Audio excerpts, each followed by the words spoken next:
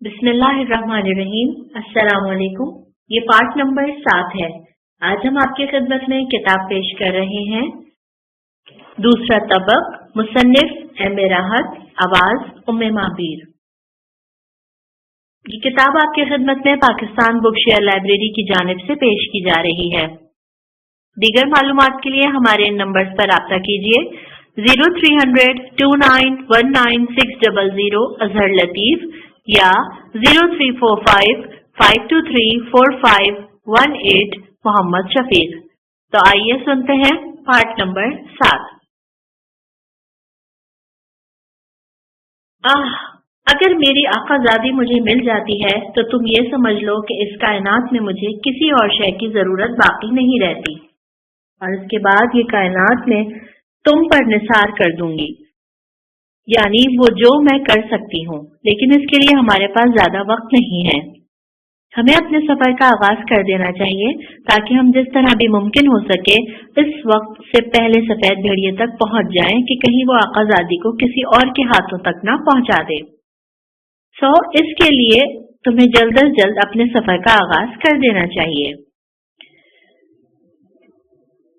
تھوڑی سی تیاریاں درکار ہیں اور بس اس کے بعد تو یوں سمجھ کو حالا کہ ہم برق رفتاری سے اپنی منزل کی طرف روانہ ہو جائیں گے، کیونکہ ایک سمت کا یقین ہے، یعنی دریا کے چڑھاؤ پر، اور کسی بھی جگہ وہاں اس کی موجودگی کا امکان۔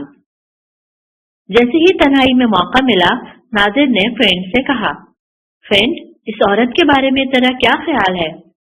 بڑی عقل والے ہو تم میرے دوست۔ فرینڈ کی عقل اس کے قد و قامت کے مطابق نہیں ہے، بس وہ کچھ سوچتا ہے اور کبھی کبھی یوں بھی سوچتا ہے کہ وہ اتنا ذہین نہیں ہے جتنے تم، لیکن اگر تم مجھے اجازت دو تو میں تم سے ایک بات کہوں۔ ہاں، وہی بات میں تم سے سننا چاہتا ہوں۔ عورت یعنی کوہالا، یعنی یہ جو ہمیں ملی ہے اور جو اپنی آقازادی پر نثار ہونے کا دعویٰ کرتی ہے۔ جہاں تک میرا خیال ہے عظیم آقا، وہ اپنی آقازادی کے بارے میں تو سچ کہہ رہی ہے، لیکن شاید اپنے بارے میں اس نے کچھ فاصلے رکھے ہیں۔ مثلاً، نادر نے پوچھا، مثلاً یہ میرے آقا کہ وہ خود کو لکائیا قبیلے کی فرد کہتی ہے۔ ہو سکتا ہے کہیں سے اس کا تعلق اسی علاقے سے ہو جس کے بارے میں وہ اتنے یقینی انداز میں ہمیں بتا رہی ہے۔ البتہ یہ بات تو ہم جانتے ہیں کہ اس کی کہانی میں سچ ہے، اور اگر وہ واقعی اپنی آقازادی کے حصول کے لیے اتنی ہی بے قرار ہے تو آخری عمل جو ہم اس سے کراتے ہیں وہ یہ کہ اسے اس کی آقازادی کی قسم دیں اور اس سے معلوم کریں کہ کہیں وہ ہمیں خزانے کے حصول کے لیے دھوکہ تو نہیں دے رہی، اور جو کچھ اس نے کہا وہ سچ ہی ہے۔ اور اس کے بعد عظیم آقا، ہمیں زیادہ مشکل کا شکار نہیں ہونا چاہیے کہ یہ ہوگا اور وہ نہیں ہوگا۔ ویسے بھی ہمارے سامنے کسی عظیم دولت کی پہلی کہانی آئی ہے، اور ہمارے علم میں اور کوئی ایسی جگہ نہیں ہے جہاں سے ہم اپنے مقصد کا حوصلہ پا سکے ہیں۔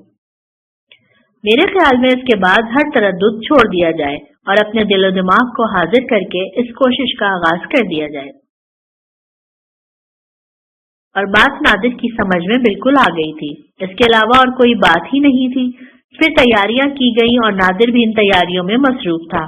بندوق کی صفائی، کارتوس کی حفاظت اور اس کے بعد کھانے پینے کا انتظام، ایسے برتن جو ساتھ لیے جا سکیں اور ضرورت پر کام آئے لیکن وزن نہ بنے، اور انہیں اس مضبوطی سے اپنے آپ پر منتقل کر لیا جائے جو سفر میں رکاوٹ نہ بنے۔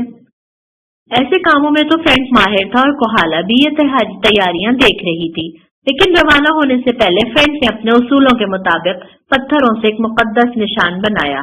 وہ کوہالا اس نشان کو دیکھ رہی تھی۔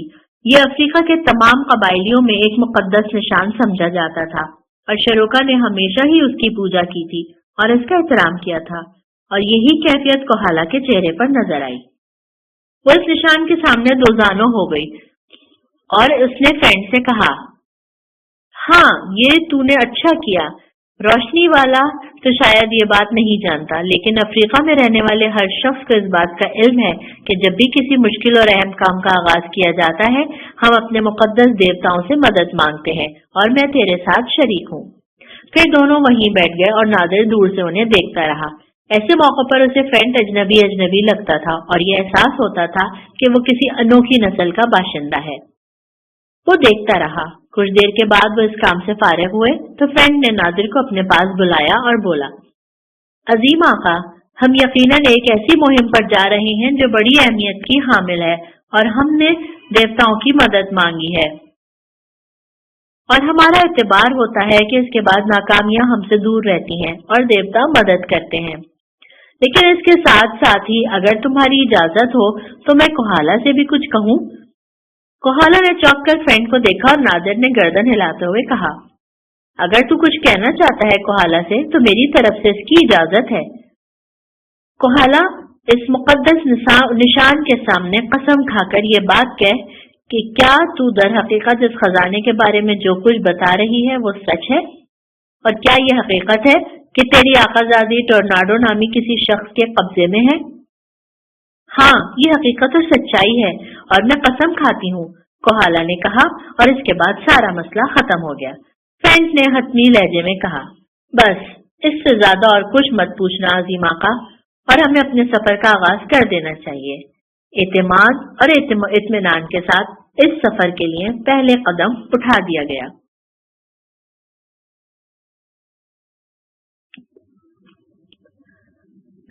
नादिर बजाते खुद एक संजीदा मिजाज नौजवान था।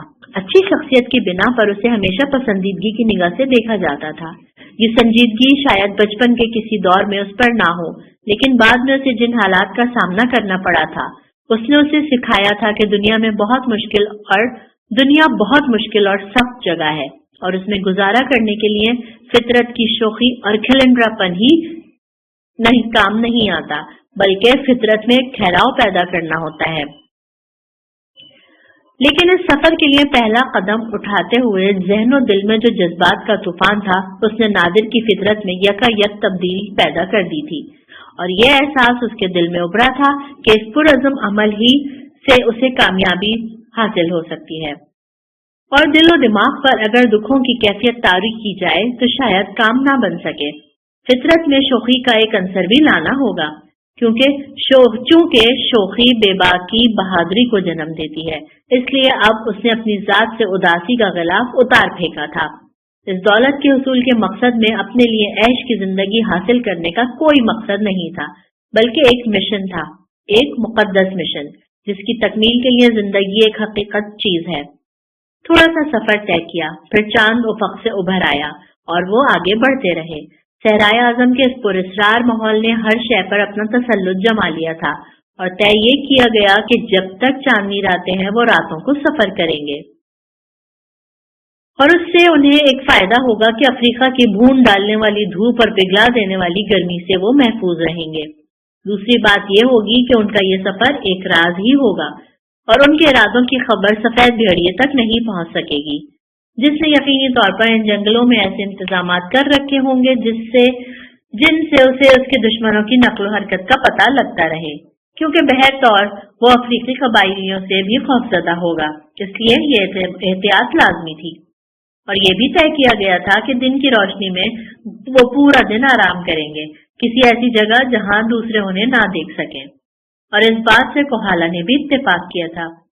यूं वो तेज रफ्तारी से आगे बढ़ने लगे और इसके बाद सारी रात एक तेज रफ्तार सफर जारी रहा, क्योंकि उस वक्त ना उन्हें थकन थी और ना ही वो किसी भी शक्ल में परेशानी का शिकार हो रहे थे। तकरीबन 6 दिन तक वो लोग रातों को सफर करते रहे। राह में लातादाद मुश्किलात सामने आई। शरूका ने अपने सकलौते बेटे की जिस तरह से तरबियत की थी उसमें उसे अफ्रीका से लायल नहीं रखा गया था, यानी उसके मादर वतन से।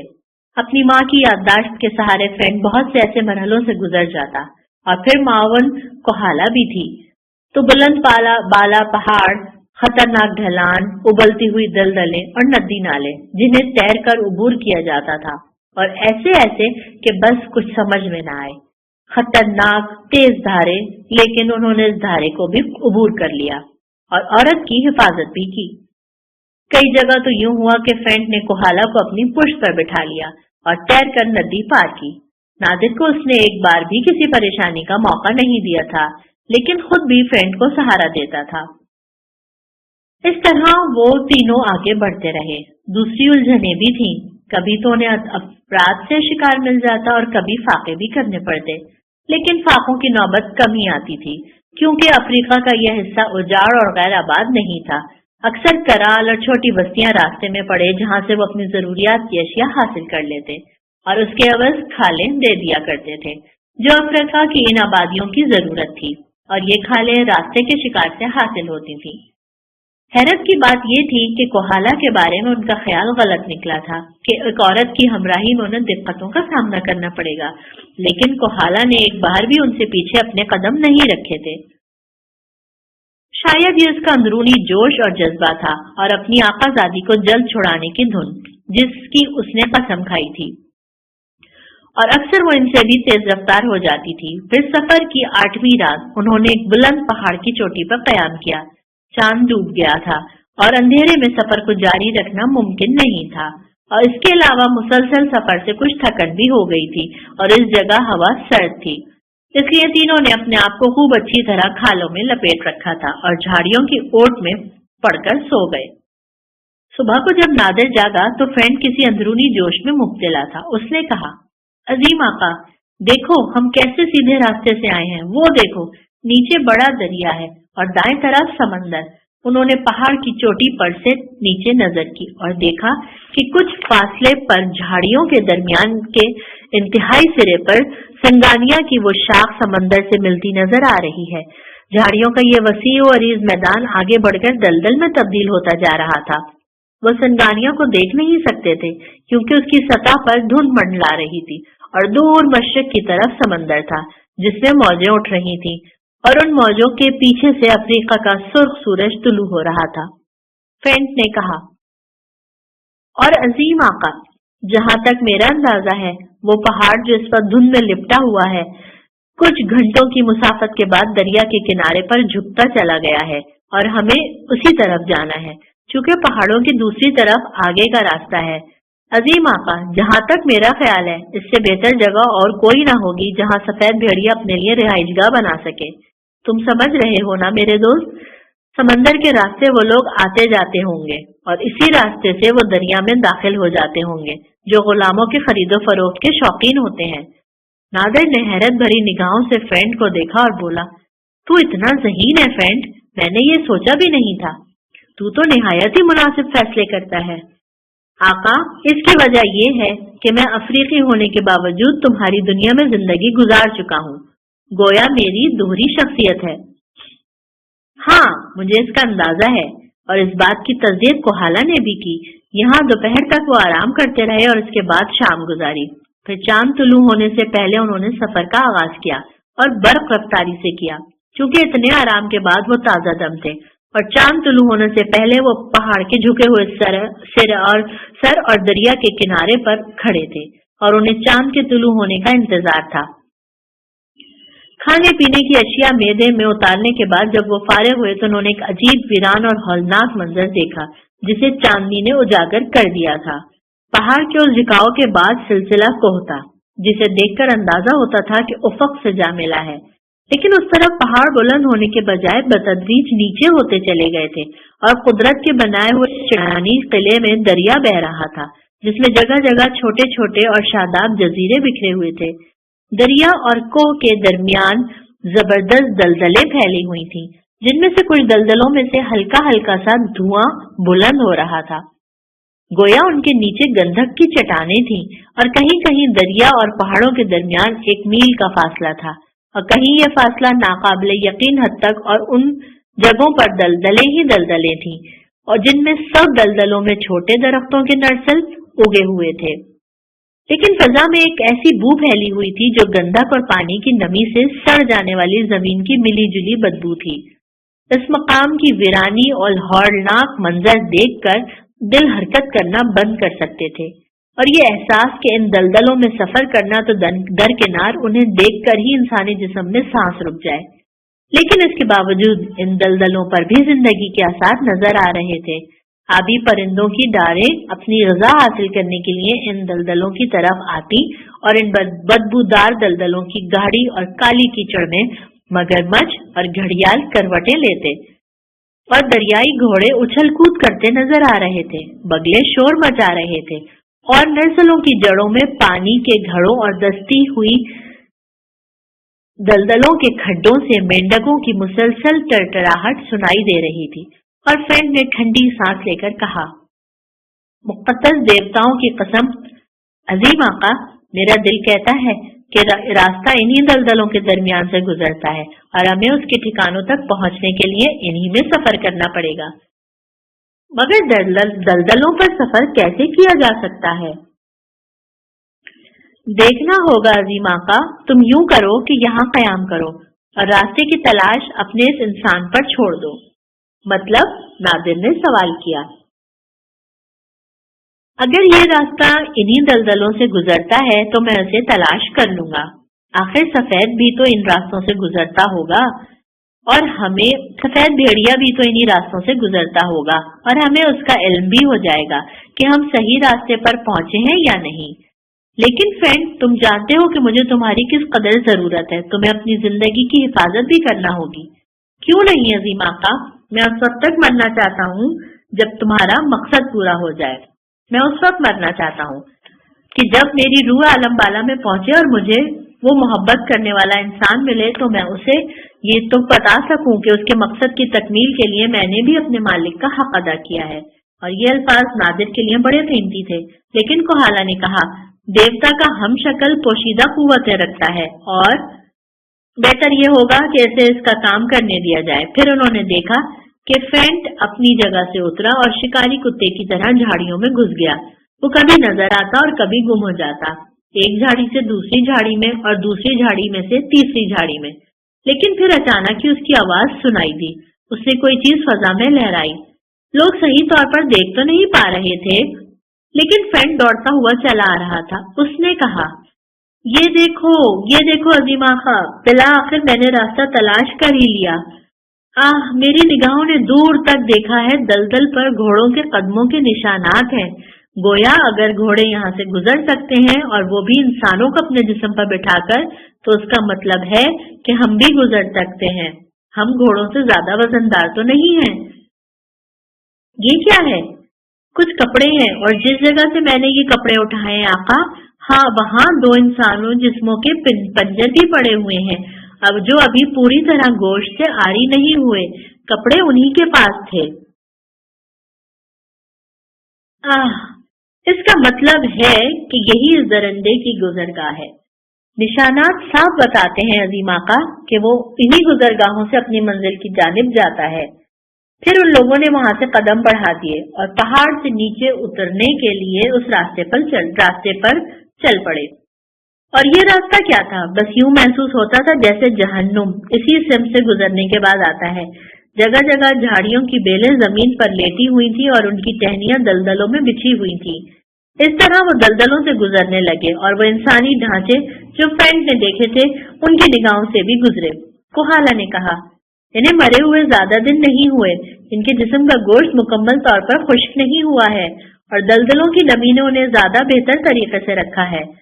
लेकिन ये सफेद भेड़िए की निशानियां हैं और हमें उनसे फायदा उठाना चाहिए। वो आगे बढ़ते रहे और 2 घंटे तक ये सफर जारी रहा, यहाँ तक कि वो एक ऐसी जगह पहुंच गए जहाँ रास्ता पानी के किनारे तक पहुंचकर खत्म हो गया था और यहाँ रुक कर उन्हें सोचने पर मजबूर होना पड़ा।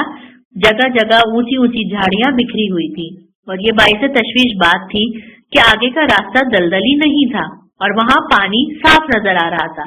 और अक्सर ऐसा होता है कि अगर वो किनारे तक पहुंचते तो कमजोर दलदल उनके पैरों के नीचे से निकल जाती, लेकिन यहाँ गौर करने का मुकाम था तो वो रुक गए और फ्रेंड पर पुरतशवीश अंदाज में अपना रुखसार खुजाने लगा। फिर वो एक बार और मसरूफ अमल हो गया। झाड़ियों के झुंड जिनके दरमियान हशरातुल अर्ज बिखरे हुए थे फ्रेंड की तलाश का मरकज थे और वो झाड़ियों में घुसता फिर रहा था। लेकिन एक बार फिर उसकी जोरदार चीख सुनाई दी और दोनों यानी कोहाला और नादिर यही समझे कि फ्रेंड की जिंदगी को कोई हादसा पेश आ गया है। लेकिन पुरस्कार कुव्वतों का मालिक इस वक्त उनके लिए एक ऐसा राबर साबित हो रहा था कि वो सोचते थे कि कोई भी अगर यहाँ होता तो फ्रेंड के बराबर बाअमल ना होता। वो खुशी से दौड़ता हुआ करीब आया था और उसने कहा, इनमें से हर झाड़ियों के पीछे इंसानी ढांचे पड़े हुए हैं, लेकिन इसके साथ साथ ही किश्तियां भी हैं अजीम आका। اب اس بات میں ذرا برابر شبہ نہیں رہا ہے اور ہم اس موضوع پر کوئی بات ہی نہیں کریں گے کہ سفید بھیڑیے کا راستہ یہی ہے اور ہم صحیح منزل کی جانب جا رہے ہیں۔ آقا آؤ ذرا میرے ساتھ آؤ، دیکھو میں تمہیں کیا دکھاتا ہوں۔ انہوں نے دیکھا کہ جھاڑیوں کے درمیان واقعی چھوٹی چھوٹی کشتیاں بوسیدہ حالت میں پڑی ہیں، ان میں سے کچھ بہتر حالت میں بھی تھیں۔ فرینک نے کہا، اور وہ بڑی کشتیاں جو اس کے اپنے استعمال میں ہوتی ہوں گی وہ اپنے ساتھ لے گیا۔ اس کا مقصد ہے کہ وہ اپنے ٹھکانے کی جانب گیا ہے اور یہ چھوٹی کشتیاں عارضی استعمال کے لیے ہوتی ہوں گی یا انہیں ناکارہ سمجھ کر چھوڑ دیا گیا ہے۔ لیکن عظیم آقا ذرا دیکھو دیکھو نادر میرے دوست، ان میں سے کئی کشتیاں ایسی ہیں جو قابل استعمال ہو سکتی ہیں۔ اور ان لوگوں نے جائزہ لیا اور غور کیا تو نرسلوں کے بیچ میں انہیں ایک چھوٹا سا میدان نظر آیا اور اس میدان میں کئی انسانی لاشیں پڑی ہوئی تھیں اور ان کے پنجر دیکھ کر یہ اندازہ ہوتا تھا کہ ان میں چھوٹے بچوں کی لاشیں بھی ہیں۔ یہ قابل عبرت منظر تھا، کوہالا نے غمناک لہجے میں کہا۔ اور وہ بدبخت جنہیں اپنی ضرورت کے مطابق نہ پاتا ہوگا انہیں یہیں مرنے کے لیے چھوڑ دیتا ہوگا یا پھر ان کی گردنوں پر چھری پھیر کر انہیں یہاں پھینک دیا کرتا ہوگا۔ کیا ہی عجیب و غریب انسان ہے، اور یہ دیکھو بہت سے انسانی پنجر سوکھ کر چمکنے لگے ہیں۔ بہرحال وہاں کا جائزہ بھرپور طریقے سے لینے کے بعد یہ اندازہ ہو گیا کہ سفید بھیڑیا درندوں سے زیادہ وحشی ہے اور یقینی طور پر یہیں سے وہ اپنے آگے کا سفر کا آغاز کرتا ہے۔ کمبخت نے کیا ہی مضبوط اور عجیب جگہ بنائی تھی اپنے قیام کے لیے، اور نہ جانے کس دل و دماغ کا مالک تھا وہ۔ اور انسان اگر اس انداز میں اپنے لیے زندگی کے راستے منتخب کر لے تو وہ ناقابل یقین سی بات ہوتی ہے کہ ان کا انداز فکر آخر کیا ہے اور وہ کیوں اس طرح سے کرتے ہیں، وہ کہاں سے کہاں تک جانا چاہتے ہیں۔ لیکن بہرحال یہ ساری باتیں سوچنے کے لیے نہیں ہوتی۔ برائی کا بھی ایک مرکز ہوتا ہے اور یہ مرکز کسی نہ کسی شکل میں ہوتا ہے۔ پھر وہ اس کشتی کی جانب متوجہ ہو گئے جو انتہائی بہتر حالت میں تھی اور اندازہ یہ ہو رہا تھا کہ اس کے ذریعے تھوڑا بہت سفر کیا جا سکتا ہے۔ اس دہشت ناک منظر نے ان لوگوں پر ایسی کیفیت طاری کر دی تھی کہ وہ سب کے سب خاموش کھڑے ہوئے تھے۔ نادر کے دل میں غم و غصے کا طوفان امڑ رہا تھا اور بات اب صرف اس عورت کی رہائی کی نہیں تھی جس کا نام اس کی مالکہ نے چاند زادی لیا تھا اور وہ مشل کہلاتی تھی، بلکہ اس خوفناک انسان سے دل و دماغ میں نفرت کا اتنا بڑا احساس ہو رہا تھا کہ دل چاہتا تھا کہ اسے تلاش کر کے اس کے ٹکڑے کر دیے جائیں۔ وہ اس ظالم کو جو بے گناہوں کا خون بہایا کرتا ہے جلد از جلد اس دنیا سے دور کر دینا چاہتا تھا۔ بہرحال فیصلہ یہ کیا گیا کہ یہاں قیام کیا جائے اور اب اس کے علاوہ اور کوئی چارہ کار نہیں کہ مکمل طور سے جائزہ لے کر بالآخر انہی کشتیوں میں سے کسی ایک کشتی کا انتخاب کیا جائے۔ اور یہ کشتی جو انہوں نے منتخب کی تھی نہایت ہی بہتر حالت میں تھی اور اس کیفیت میں اسے سفر کے لیے استعمال کیا جا سکے۔ لیکن فیصلہ یہی کیا گیا کہ ابھی یہاں قیام کیا جائے اور لاشوں اور ہڈیوں کے انبار کے پاس بیٹھ کر انہوں نے اپنی زندگی کی ضروریات پوری کی۔ کھایا پیا، ان کے دائیں بائیں اور آگے پیچھے ہڈیوں کے پنجر پڑے ہوئے تھے اور ہر لاش اور ہر ہڈی بے انتقام تھی، گویا زبان حال سے کہہ رہی ہو کہ ہمارا بدلہ لے لو، ہم بھی کبھی انسان تھے، اس دنیا کے جیتے جاگتے انسان۔ ہم ننھے سے معصوم بچوں کی شکل میں پیدا ہوئے تھے، ہم نے بھی اپنی ماں کی آغوش میں آنکھیں کھولی تھی اور ماں نے ہمیں محبت کی نگاہوں سے دیکھا تھا، اور پھر ہم نے زندگی کی وہ منزلیں طے کی جو انتہائی کٹھن اور مشکل ہوتی ہیں اور ہمارے جسم اس حد تک اپنا مقام حاصل کر سکے۔ لیکن ایک وحشی درندے نے بلاخر ہمیں ہماری ان تمام خوشیوں سے محروم کر دیا۔ انتقام انتقام انتقام۔ دلدلوں پر دھند چھائی ہوئی تھی، ہوا نرسلوں میں گھس کر بھٹکی ہوئی روحوں کی طرح سرگوشیاں کر رہی تھی اور دھند کو عجیب عجیب بھیانک شکلوں میں تبدیل کر رہی تھی۔ پھر مینڈکوں کی ٹرٹراہٹ جو کبھی کبھی ایک کورس میں مسلسل بولنے لگتے اور اچانک ہی خاموش ہو جاتے تو یوں محسوس ہوتا جیسے فضا کی رفتار ختم ہو گئی ہو، آسمان اور زمین کی گردش رک گئی ہو۔ پھر کبھی کوئی گھڑیال اور دریائی گھوڑا کسی بگلے کی نیند میں خلل ڈال دیتا اور وہ نیند سے چونک کر چیختا اور اس کے بعد فضا میں پروں کی پھڑپڑاہٹ سنائی دیتی۔ یوں محسوس ہوتا جیسے اچانک ہی روحوں نے چیخ پکار شروع کر دی ہو۔ یہ سب آوازیں ایک عجیب و غریب اور انتہائی خوفناک ماحول پیش کر رہی تھی बहरहाल रफ्ता रफ्ता वो इस माहौल को अपनी आदत बना रहे थे। फिर अंधेरा सिमटकर मगरिब के उफक में जा पहुंचा और मशरिक से उजाला नमूदार होने लगा और आहिस्ता आहिस्ता आसमान रोशन होता चला गया। सूरज आहिस्ता आहिस्ता अपना चेहरा उजागर कर रहा था और उसकी शुआएं यहाँ पड़ी हुई हड्डियों और लाशों के अंबार पर चमक रही थी। ये लोग जो रात को सोते जागते रहे थे बेदार हो गए थे और उन्होंने अपने बालों पर हाथ फेर कर रात की शबनम झटकी, फिर हल्का सा नाश्ता किया। अशियाए खुर्दोनोश मौजूद थी उनके पास, लेकिन यहाँ आने के बाद उनका तसव्वुर जरा सख्त हो गया था, क्योंकि जो हशरातुल अर्ज यहाँ पाए जाते थे वो काबिल इस्तेमाल नहीं थे और उन्हें अपने इस खाने पीने के जखीरे की एहतियात करनी थी और वो नहीं जानते थे कि उनका ये सफर कितना तवील होगा। वैसे उन्होंने उम्मीद का दामन हाथ से नहीं छोड़ा था, लेकिन ये नहीं कहा जा सकता था कि कितना वक्त इसमें लग जाए। और सबसे बेहतर बात तो ये थी कि उन्हें मंजिल के निशान मिल रहे थे, यानी वो रास्ते जिनसे गुजर कर सफेद भेड़िया यहाँ से गया था। और जब खूब सूरज रोशन हो गया तो फैसला किया गया कि अब आगे बढ़ने में देर ना की जाए। चुनाचे किश्ती को संभालकर उन्होंने इस भयानक सफर का आगाज किया।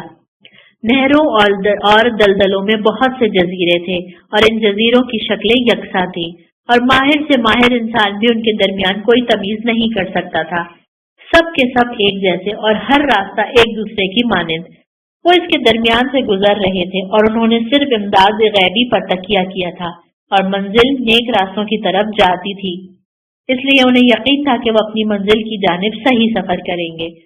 दिन भर वो किश्ती चलाते रहे, यहाँ तक कि शाम के करीब एक ऐसी जगह नजर आई जहाँ वो रास्ता दो हिस्सों में तकसीम हो रहा था, एक शुमाल की जानिब और दूसरा जुनूब की जानिब, और यहाँ ये फैसला करना था कि उन्हें कौन से रास्ते की सिमत सफर करना है। और भला इस मौके पर कौन क्या कह सकता था। चुनाचे बस इसके अलावा और कुछ नहीं किया जा सकता था कि अल्लाह का नाम लेकर ही एक रुख इख्तियार कर लिया जाए, और वो बाएं तरफ नहर जैसी जगह पर दाखिल हो गए, क्योंकि ये खाड़ी जो समंदर से हट जाती थी, यहाँ से जो सफर किया जाता था उसके बारे में ही ये फैसला करना मुमकिन था कि इस राह को इख्तियार कर लिया जाए। और अगर तकदीर में वो सब कुछ ना हुआ जो वो चाहते थे तो फिर उन्हें उनकी मंजिल नहीं मिलेगी। बहरहाल वो आगे बढ़ गए और फासले तय होते गए। फिर अचानक ही उनकी गैबी मदद हो गई। कुछ फासले पर नर्सलों के एक झुंड की तरफ एक सफेद सी चीज नजर आ रही थी। वो इस चीज के करीब पहुंचने की कोशिश में मसरूफ हो गए और किश्ती को तेज तेज चलाया जाने लगा। तब करीब पहुंचकर उन्होंने कहा, शायद ये किसी परिंदे या बगले के पर है। नहीं, ये कागज है, नादिर ने कहा। हमें इसके करीब पहुंच जाना चाहिए। और इसके बाद उन्होंने किश्ती को तेजी से चलाना शुरू कर दिया। वो कागज के करीब पहुंच गए। दलदल वीरान थी, समझ में नहीं आता था कि वो कागज कहाँ से और कैसे आ गया। उसके करीब पहुंचने के बाद इंतहाई एहतियात के साथ फ्रेंड ने इस कागज को नर्सल से उतारा, जो गीला और भीगा हुआ था, और यूं महसूस हो रहा था जैसे ये कोई अहम ही कागज हो। लेकिन अचानक ही कोहाला के हलक से रोती हुई सी आवाज निकली, देखो, इस पर तो कोई तहरीर है, और यकीनी तौर पर ये तहरीर, अगर मैं गलत नहीं समझ रही, तो मेरी आकाज़ादी ने लिखी है। ये हकीकत थी कि कागज पर सुर्ख रंग की एक तहरीर थी और बिगड़े हुए अल्फाज में और हवा की तेजी ने उसे फैला दिया था। गोया इस तहरीर को अपने खून से लिखा गया है, और ये अल्फाज थे, मैं मिशेल इस तरफ ले जाई जा रही हूँ, अगर कोई। बस यहाँ ये तहरीर खत्म हो जाती थी। मिशेल ने अपने लिए एक इशारा छोड़ा था, एक नामालूम एहसास की बिना पर कि शायद कोई इस तरफ निकल ही आए।